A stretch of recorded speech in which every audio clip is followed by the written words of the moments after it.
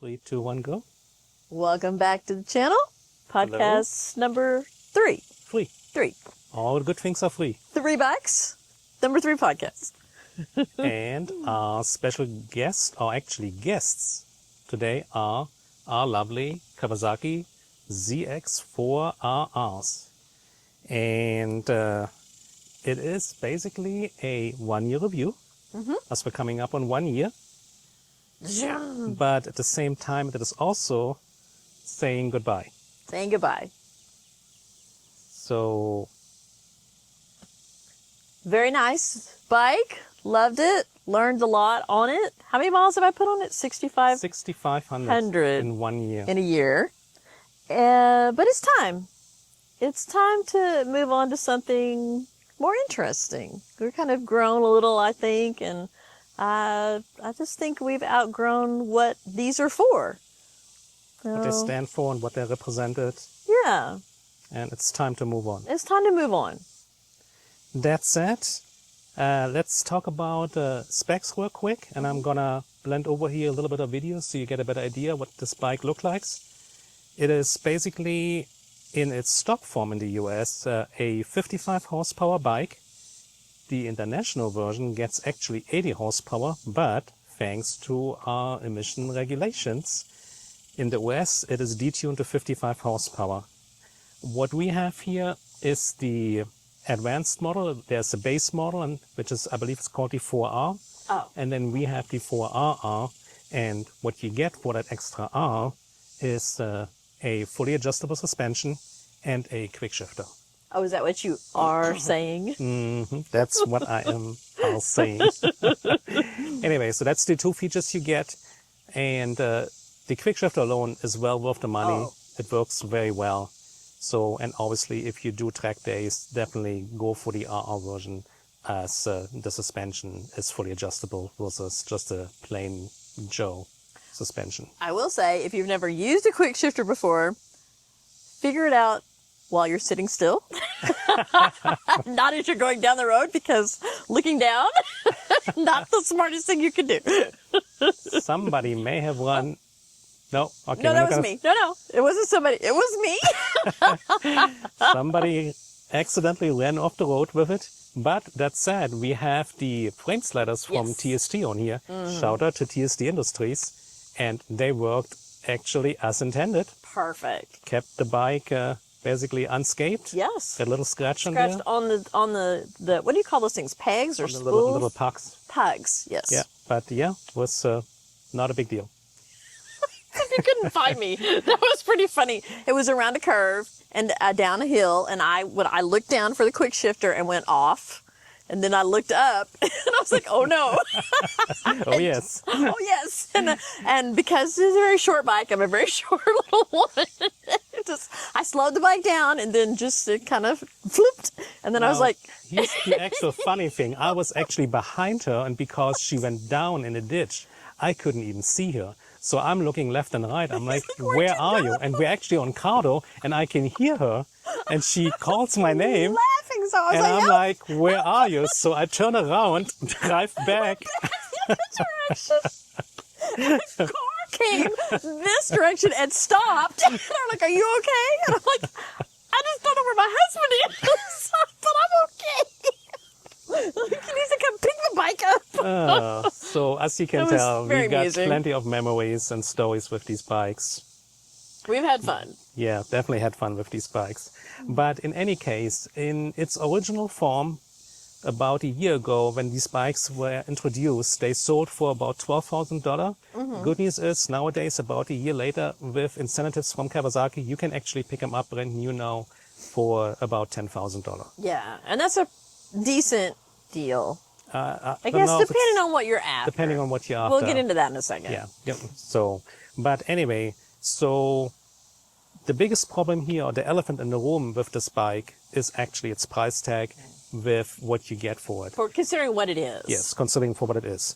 So, and the elephant in the room is the Kawasaki ZX-6R. 6R. Which has basically, comes in at 130 horsepower. How much more horsepower? For about $1,000 more. But at the same time, it has a much more aggressive riding position, while these I would call actually dailies. You can literally daily these. They have waist clip-ons, and they're actually rubber comfortable. And we have done many long rides, as you can tell by the mileage that Bunny put on them. And they're actually, even though they look like a super sport, they're actually rubber comfortable. They're not, considering that we've had some other bikes now in different positions, I would say, yeah, they're actually really darn comfortable. But so what's your, I mean, specs and features is obviously one thing, but that's on the spec sheet, but the spec sheet never tells the full story. So Bunny, obviously, as of last year, brand new rider, literally. She literally started riding 1 year ago. So congratulations, you survived your first year. I survived. Look, I have all my parts still. So 1 year after, and so here's the story. Basically, I asked Bunny to ride with me for years. And Bunny would basically say, no. Bunny's quite the bunny. Yeah. You're like, no. Yeah. Just gonna sit over here and do my thing, and you go have fun, and just was scared of it. Eventually, she finally did say, you know what, I'm just gonna do it. And what actually happened here, which is actually quite funny, is I was taking a nap, and Bunny just walks into the red barn and has a barn full of bikes. You had, how many bikes did you have at that point? At that point on, I think 4 or 5. I think maybe 5. Yeah. And I sat on every one that was in the barn and could put my feet down. It was a big thing for me. I got to be able to put my feet down. And it's still a big thing for me today. I'm still fairly new. And I could put my feet down on his 4RR. And so I didn't want to wake him up, and I just wanted to see what happened, right? I didn't want to be judged or anything, and so she stole the key. down the road. I stole the key, walked it down the road, down the driveway, an eighth of a mile, and then started, because they're loud. They're loud. They were loud before you modified it. Speaking of loud, they actually, with an exhaust, sound absolute amazing. And I'm going to let you guys just take this in here for a second and blend in a little bit of video.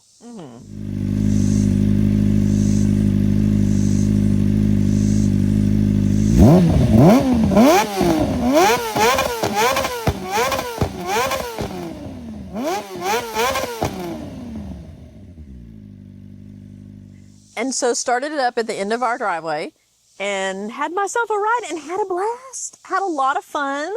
Obviously didn't go very fast, and I don't think I went very far either. Maybe 20, 30 miles as a ride, which isn't, for around here, it's not a very long ride. But had a blast. Came back, very hot. I was all sweaty, Texas. Gosh. Yeah, it was pretty funny. And then he was like, you did what? you did what? By yourself? All alone? I was like, yeah, I just wanted to, see. I wanted to see if I'd even like it. No pressure. And I loved it. This bike is so much fun. This bike will definitely put a smile on your face. Definitely. Yes. Yeah. And obviously, I put a lot of miles on it. I had a lot of fun with it. Yeah. And long story short, we ended up traveling for a little bit. Mm-hmm.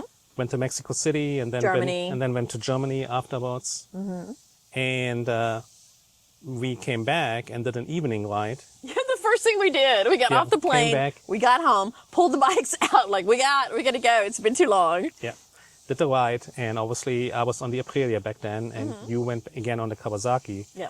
And since she liked the Kawasaki so much, and I did not want to have it stolen away from me. You wanted to be able to ride it yourself. Yes. Because every time you went in the barn, I'm like, I'm going to ride it. And you're like, that's my bike. I'm like, no, that's my bike.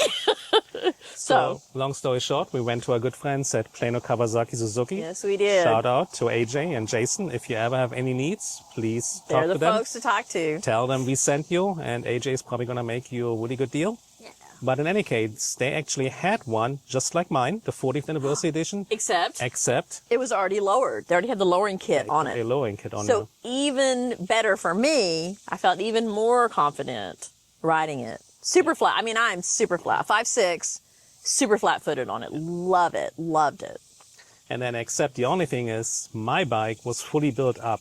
And so we are talking about a full aftermarket M4 exhaust system, a very sexy tail tidy, the gas cap, the gas caps, oil cover, sliders in the back, sliders, the oil cover. What else do we do? Yeah, we did all kinds of things to it. The windshield, the Buick windshield. Oh, the smoke. We replaced the turn signals with TST Industries turn signals. We love TST.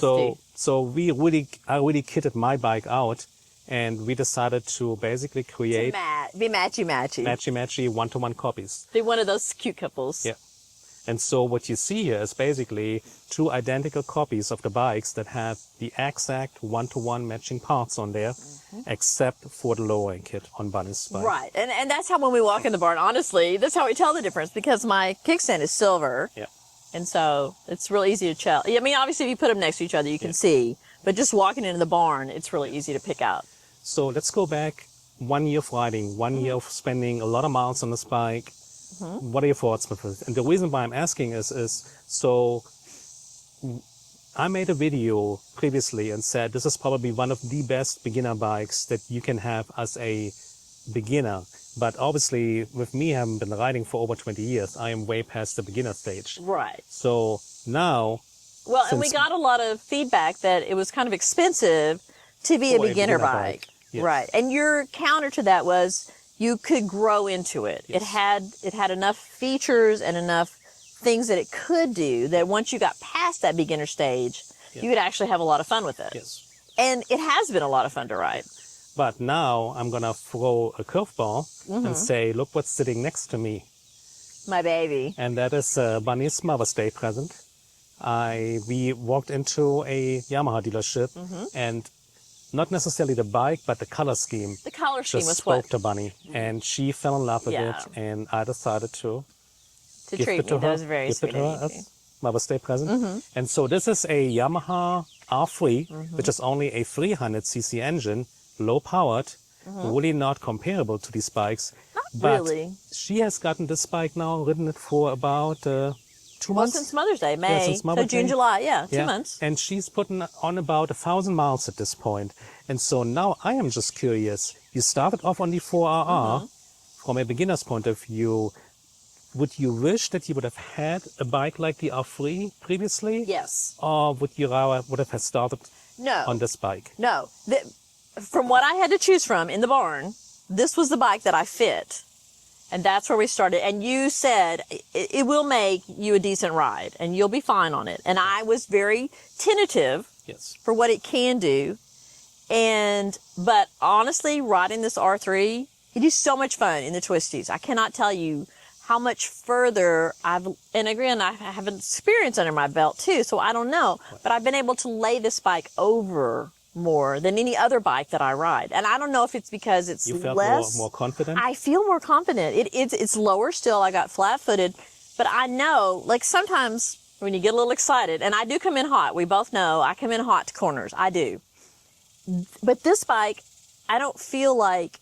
So if I come in hot, you apply the brakes a little coming in the corner, right? You preload the You preload the suspension, and you come off the brakes, and you wait till you get to apex. You look for the corner. You look through the corner, and then you start to put gas in. On this bike, you have to be a little careful. We've unlocked these. I don't know if you've said that already. We've unlocked the ECU on these. Yeah.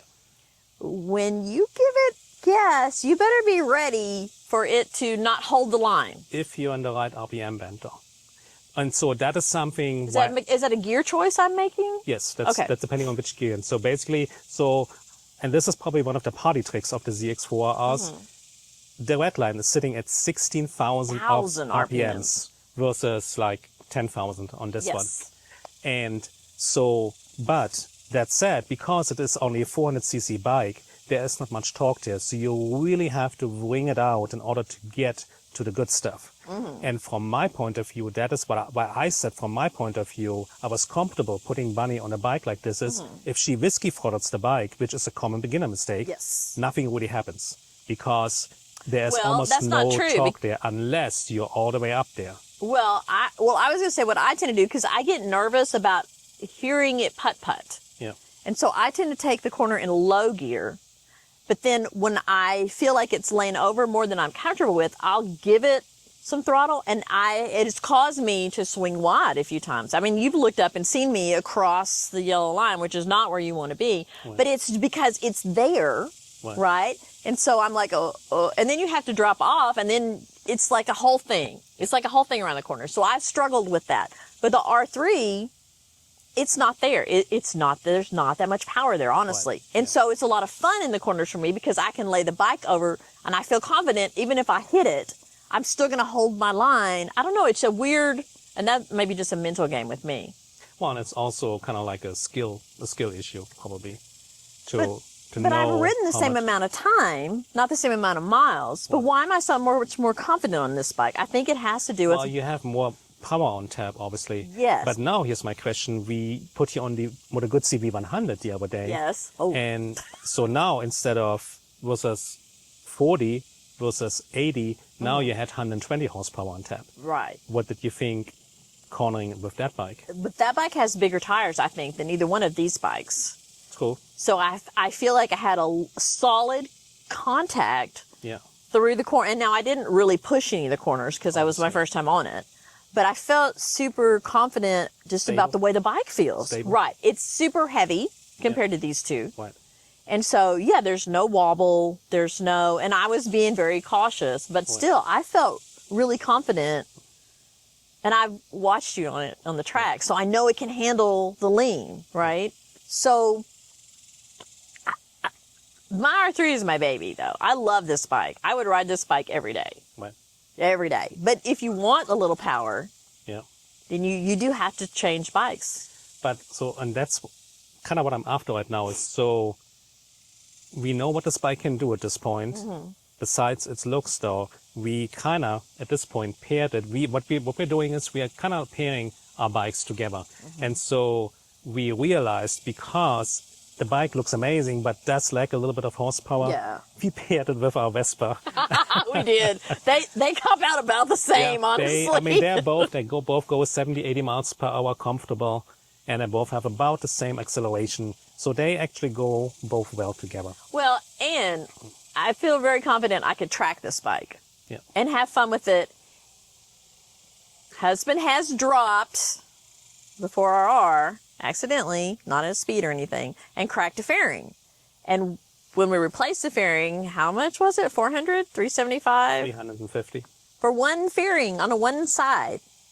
Although, if we talk about Ducati, the same fairing that Bunny dropped. Hey, you had at it too. But I did drop it. $1,300. Yeah. And now, how about the R3? So, well, we didn't mess the fairing up. We messed the cover for the tank. Cover for the tank in the back, and $140 combined. Yeah. So obviously, if you think about it from a monetary point of view, if you're going to take it and do something that you could at the track, every time you take a risk that you're going to put the bike down. Well, and obviously, even when you start learning as a beginner and you kind of anticipating, drop the bike. You're going to drop the bike. Like Bunny said in our introductory video for the R3, the bike may cry a little bit, but it will not cost you an arm or a leg to replace the plastics on there. Or for insurance, I think the insurance is pretty inexpensive. That's a whole other story. So that's another story. Insurance-wise, these 4RRs, unfortunately, are highly sought-after bikes, and it reflects to be stolen and ridden by younger folks. Generally, it's a sports bike. And so the insurance rates are very, very high on these. Extremely expensive. Yeah. So on an annual basis, even for folks like us, the older crowd, not a young chicken by any means. The comprehensive is $500. The full coverage is $1,500. And that's multi-bike discount. That's with a multi-bike discount. So basically, the full insurance for these on an annual basis costs us $2,000. It's very expensive. Which is very expensive. I think. Versus a full coverage, for example, on the Ducati Scrambler. Oh, love my Scrambler. $400 annually. And we took the Scrambler out. Yes, and so that's a discussion we had because we were discussing trading them in and getting something else. And I said I won't have anything fast to ride. Right, and by the way, go ahead and watch the next podcast because we will unveil what we are replacing these babies with. Yes, true. We'll talk about that. But this is about the race we did between the Scrambler. Yeah, so we had the discussion because Bunny's argument initially for keeping him was she wouldn't have anything fast anymore. And I kind of chuckled and I said, let's drag race. I love a race. So off we went to an undisclosed location in Mexico. And we drag raced them. Second gear, third gear.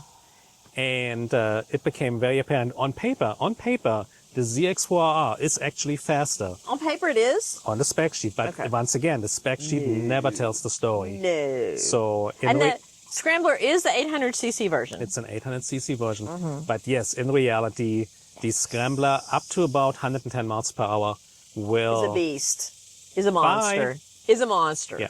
Is a monster. It will just leave it in the dust. The low end torque Yeah, it has yeah. is just The incredible. top speed of the ZX-4RR is about 140 miles per hour. Mm-hmm. The Scrambler will top out at 120. So eventually it will catch up. Eventually it would catch up, but I not mean, initially, that's really usually where the fun part is, right? Right, it's just getting giving it the getting beans for a little going bit and and- get going and having fun with it. Oh. The Scrambler is just It wasn't even a can't catch up. contest. Yeah, it wasn't even a contest. No. So what do you think? Who is this bike for? So it's really not compared to the R3 or compared to other cheaper beginner bikes. Mm-hmm. There's probably better options out there for a truly beginner. For a true beginner. So I know I'm gonna say in a minute here what I think who this bike is for. Mm-hmm. But what from your point of view as a beginner after 1 year, who do you think this bike is for? I'm going to be honest with you, I don't really think it's a beginner bike. I think it's too expensive, insurance-wise, initial cost, replacement parts.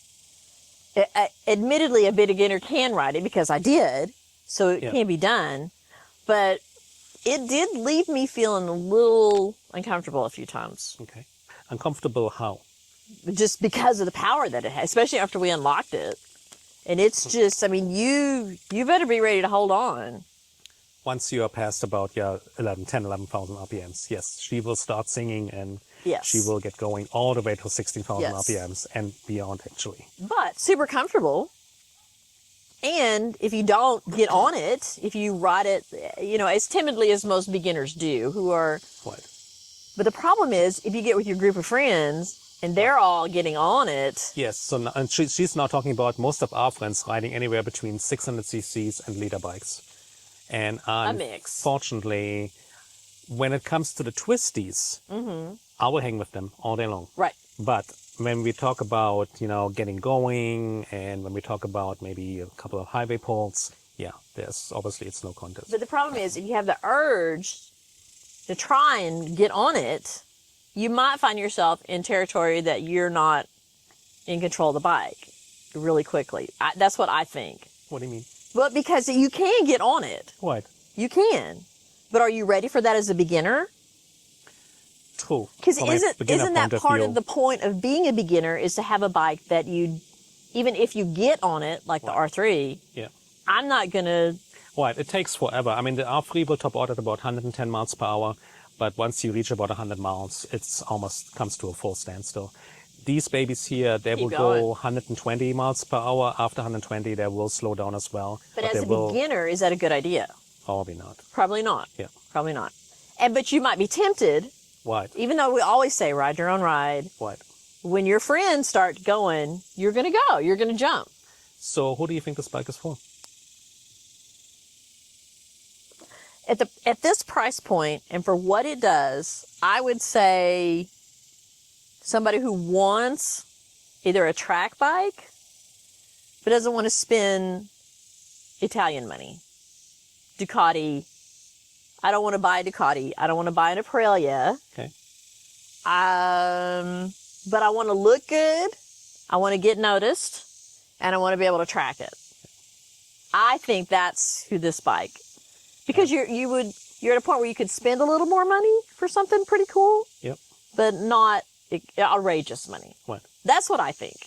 So What do you think? having seen all this now and having watched Bunny obviously and having actually taken it to the track as well, I will actually agree with Bunny. Oh, you think I so? think this bike makes a fantastic second or third bike. Yes. As a main bike, I would not see it as my main bike. I'm going to go back to my Moto Guzzi B100 and say that is probably the bike I would take as a daily. But as a track bike, Yes. it is A lot of fun. It comes out of the box with the suspension, with the quick shifter, with that high revving engine. If you, let's say, beginner to intermediate level Yes. at track days, This is the bike. This is the bike. This is definitely the bike. Obviously, with the setup we have, it is also amazing to just fart around in town. Yes. make a little bit noise, Makes a noise. Oh, spit some flames. noise. So it is very cool because a lot of people, obviously, they think it's a 400 and there's nothing there. And then you actually open the throttle and it sounds almost like a Yes. super bike. Yes. Which is Although we pretty put amazing. the DB killer back in mind Into because hers. it's just too loud for me. Yeah, for her it was too loud. I still like it loud, but Yes. anyway. So I think Bunny and I are both agreeing. It is a good second or third bike. It is an amazing track weapon. Yes. With as you can really dial it into your liking. And it is also, I guess, I wouldn't say it's a good squid bike, but it's definitely, if you want to be different. If you want to be it's- different. It's a great bike Can for you that. squid it? I've never tried to pick the wheel I up. don't think it has enough. I mean, it's just, when I think squid, I'm thinking Gixxer 750. Oh. I'm thinking, all the leader bikes from the R1 to the S1000 RR. I don't think it's in that class. The Ducatis, and it's just not quite there yet. That's why I said it's kind of odd, and especially for the price point. And now I'm going to bring up one more time the ZX-6R, 6R. and you get basically 130 horsepower, and it's only $1,000 more. And I think that is the biggest problem with this bike. Weigh it, yeah. You really have to have somebody that really wants that 16,000 RPM redline, because that is really, that makes it kind of an unicorn. Is this the only bike that can do that? Currently in the US, that is the only bike from That the can rev at factory that 16. comes all the way up to 16,000 RPMs. And it is kind of a party trick, and it's kind of like a throwback to the 80s. In the 80s, you had all three big Japanese manufacturers, Honda, Yamaha, Suzuki, and Kawasaki. They had these two-stroke engines that basically revved up the sliverine, and they made tons of noises, but really weren't going fast. We weren't really doing And a lot. that's kind of what this is, except this one is actually going fast. Could go fast, yeah. Because it will not go there very fast, but it will eventually arrive at 140 miles an hour, which is definitely not slow. So, Do you remember that one day we were out in Mexico? I was riding the 4RR and you were on the Ducati, yes. the Panigale, the V2. And I gave it and I passed you because you were just tootling along. Do you remember that? And I watched you in the rearview drop the gear and I was like, oh, oh no. I'm not going to see him. I'm like, vroom. That was so funny. But now that actually brings me to a point, and that's one of the things I actually personally like about the bike, is I can rev the crap out of this bike in second gear and feel like I'm going super fast. Yes. But in reality, I'm only going maybe 90 miles an hour, which means I mean, I felt really fast for a few seconds there. I was So- like, I got him. You can go by cops at 16,000 RPMs and still not necessarily break the They won't speed even limit. look at you. They're just like, have a good day. So for that kind of stuff, the bikes actually, it's a lot of fun. So, and that said, they are a lot of fun for what they are. Yes. But And we put a lot of miles on them. Don't get us wrong. Yes, I mean, mean, we've we ridden got them. 5,500 on one bike, we got 6,500 on the other one. So they're definitely a lot of fun. Yes. But I just would not recommend this bike as your only bike. No. I think it had to be your only bike and your first bike.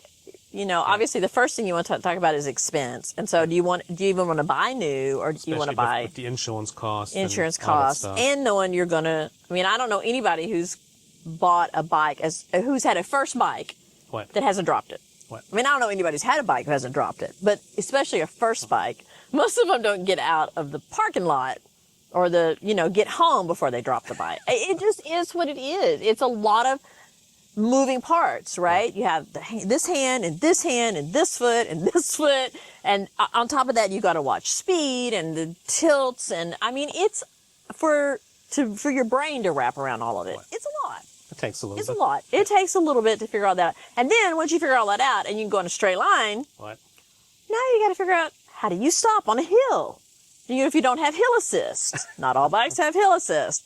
How do you make a low speed turn? And everybody has a favorite side, a left side or a right side, which they're good at, and one side they're not good at. Okay, so now how do you make a turn on the side you're not good at? How do you make a U-turn? How do you part? Those low speed things will get you as a new rider. They will eat your lunch for a while. Yep. So, and again, it's kind of expensive if you damage something. Yes, if you The damage fairings, something. It's like that whole conversation between naked and fairings. And I love the look of a faired bike. I do. I think they're gorgeous. But the naked bike, you could put a cage on it. I guess technically you could put a cage on this too. The naked bike's I don't obviously know. easier to service. Yes. If I want to do an oil change here, I have to We take have at to least take all the fairings off. at least one fairing off. Yeah. No, I think we have to take the front to get to the side. Don't we always do like all of it Yeah, to get to the oil? It's a little bit of a process. Once you've done it once or twice, you get used to it, but it's still a process of It's getting still it a done. process. That said, overall, I will say, if you're interested in this bike for the 1 year, the build quality, obviously because it's a Kawasaki, it's very decent. Really didn't have any issues. Well, I'm going to come to the one thing in just a second. The engine itself, I know there were some folks that had problems with the engine, but we had literally zero issues with the engine. From a owner's point of view, after 1 year and combined almost 12,000 miles, we had one big issue, and that is both bikes at almost identical miles had their clutches started slipping. And what it turns out to be is, and there's also an extra video you can watch on our channel, that we talked about it, and we also showed the remedy for it. Basically, to make a long story short, Kawasaki basically carried over the clutch springs from the Ninja 400 and 500. 400 and 500. Yeah.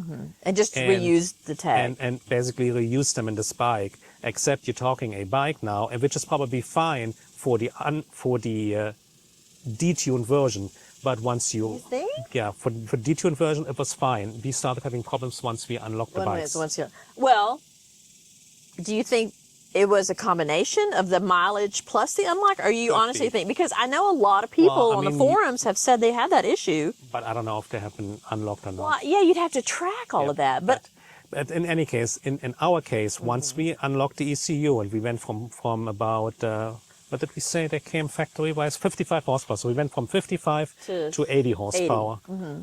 Our clutches started slipping. And so we looked into it, and so we ended up installing a new clutch plates from Barnett and clutch springs, stipple clutch springs from Barnett, and it fixed the issue. Oh, yeah. But that is something that we initially tried to warranty with Kawasaki, and Kawasaki would flat out say, it's a wear and tear item, we don't touch it. Wouldn't even touch it. And when we took the clutches apart, the clutch plates itself were actually fine. It was really just that the springs couldn't handle the extra power. And my gripe with that is that the international version actually comes with 80 horsepower, which means either they were putting different springs in the US and Canadian versions, or they have these springs on all the bikes, and they should know better to put upgraded springs for the extra horsepower, because obviously a Ninja 400 or 500 doesn't have 80 horsepower. And so to put in the identical kits... They weren't that expensive, were they? No, it was like $150. So they really could have maybe... I don't know. But anyway, so that is really the only issue we had, and it turned out to be actually a fairly easy fix.